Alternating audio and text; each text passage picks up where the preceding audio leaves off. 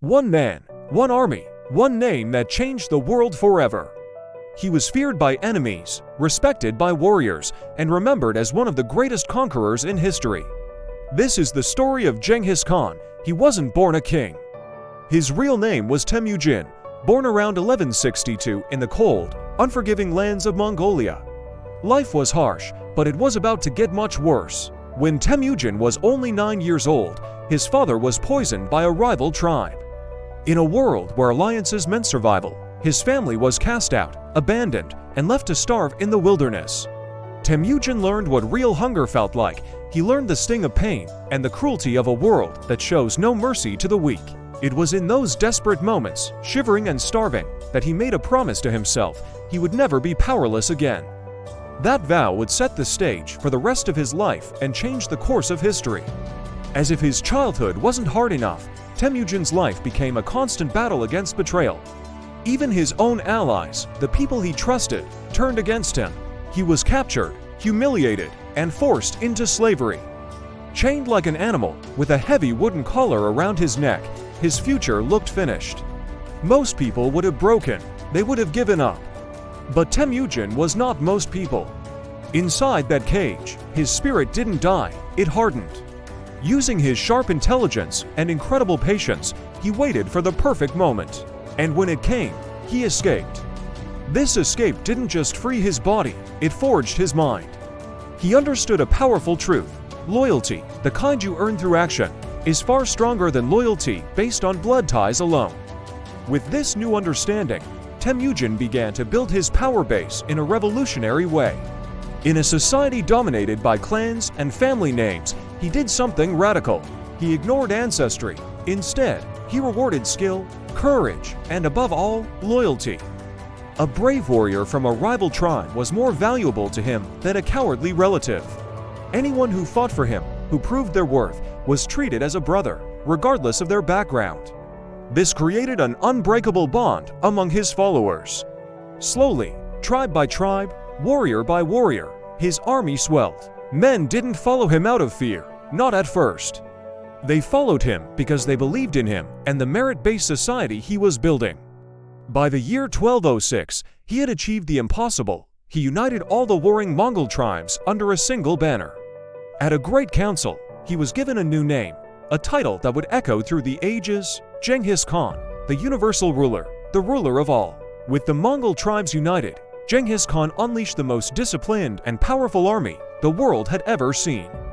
His military genius was unparalleled. His soldiers moved with terrifying speed, living off the land and their horses.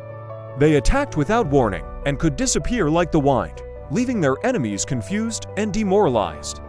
The great empires of the world were not ready. The mighty Jin dynasty in China fell. The vast Khwarezmian Empire in Central Asia collapsed. Persia was crushed under the weight of his Mongol horde. His strategy was brutal, but effective. Cities that resisted were utterly destroyed, their populations wiped out as a message to others. Cities that surrendered were spared. Fear became his most potent weapon, and brilliant strategy became his greatest strength. In just 25 years, he carved out the largest contiguous land empire in human history. No army, no fortress, no king could stop him.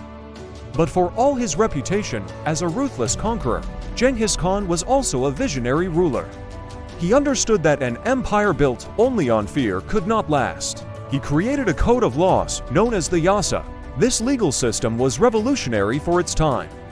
It established religious freedom across his vast empire, a concept almost unheard of in the 13th century.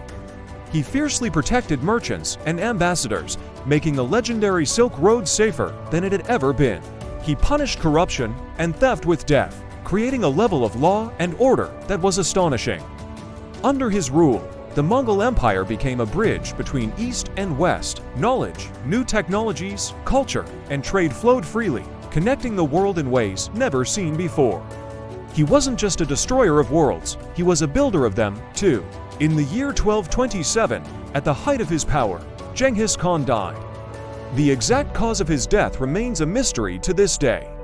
Some say it was from injuries after falling off his horse. Others whisper of assassination or illness. True to his enigmatic nature, His final resting place was kept a secret. A great funeral procession carried his body to a hidden, unmarked grave. Everyone and everything that witnessed the burial was supposedly killed to protect its location. For centuries, treasure hunters and archaeologists have searched for his tomb, but it has never been found. Even in death, the Great Khan remains untouchable, a final mystery from a life full of them.